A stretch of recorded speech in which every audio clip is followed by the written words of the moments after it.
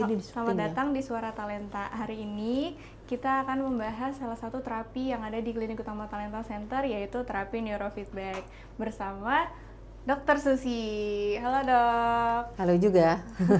Hari ini kita akan tanya-tanya soal terapi neurofeedback nih dok. Nah, terapi neurofeedback itu untuk apa sih dok? Ya, neurofeedback itu adalah satu terapi yang berbasis EEG ya, elektroencephalografi. Dia jadi dalam real time ya. Jadi otak itu bekerja ya untuk meregulasi sesuai dengan kebutuhan, meregulasi emosi, meregulasi kognitif gitu, sesuai dengan kebutuhan.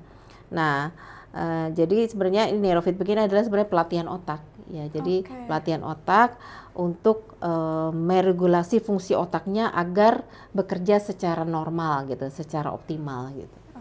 Kalau terapi neurofeedback ini alat-alatnya apa aja sih dok? Ya, alat-alatnya ini ya, jadi seperti komputer, terus kemudian amplifier, ya kan ini amplifier, ya kan alatnya ini. Terus kemudian ada TV. Nah, ini secara otak anak ini dihubungkan dengan amplifier, kemudian dilihat di komputer.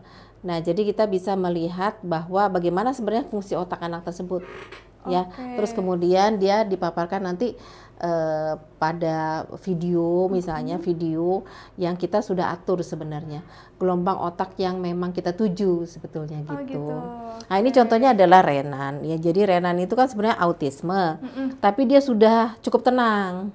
Nah, jadi bisa dilakukan terapi neurofeedback untuk melatih fokusnya, kemudian juga melatih regulasi emosinya gitu.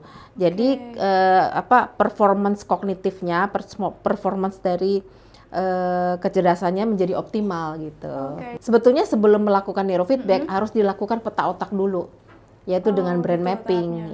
Brain mapping dulu, kita lihat dulu peta otaknya gimana sih, mana gelombang otak yang harusnya bekerja untuk ketika dia konsentrasi seperti apa, kalau dia belajar harusnya seperti apa gitu kan, kalau dia tidur harusnya seperti apa gitu ya. Jadi maksudnya pengaturan emosinya seperti apa. Jadi bisa kita lihat sebenarnya dari pola gelombang otak yang disebut dengan brain mapping. Ya, kita mappingin dulu tuh otaknya, baru bisa melakukan neurofeedback, baru bisa dilakukan neurofeedback gitu. Dan ini sebenarnya beberapa kali sesi ya. Jadi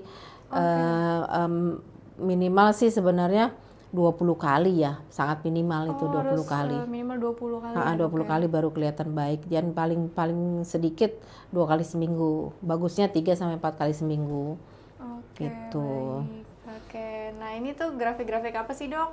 Ya, jadi sebenarnya inilah yang kita pelatihan otaknya seperti itu. Jadi bukan sekedar melihat video ya, bukan sekedar melihat kayak game gitu, tapi kita latih otaknya. Jadi berdasarkan dari peta gelombang otak, ini Renan ini kan mengalami masalah dalam konsentrasi.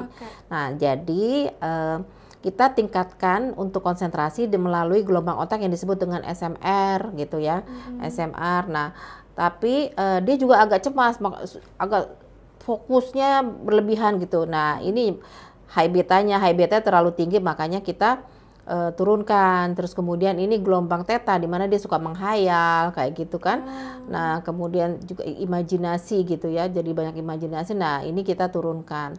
Jadi fokusnya adalah sebenarnya SMR kita tingkatkan, gelombang theta yang sebenarnya gelombangnya banyaknya terlalu kreatif jadinya sebenarnya. Jadi kita turunkan, terus kemudian yang kecemasannya tinggi ya jadi kita turunkan juga. Jadi nah nanti jadi gelombang otaknya menjadi stabil gitu. Jadi ini semua ini kita mainkan sebenarnya. Misalnya kita latih ini otaknya. Jadi bukan sekedar dia ngelihat film gitu, tapi kita latih otaknya untuk berfungsi secara optimal melalui alat yang disebut dengan neurofeedback dengan perantara dari elektroda di kulit kepala, ini yang disebut elektroda, ya kan?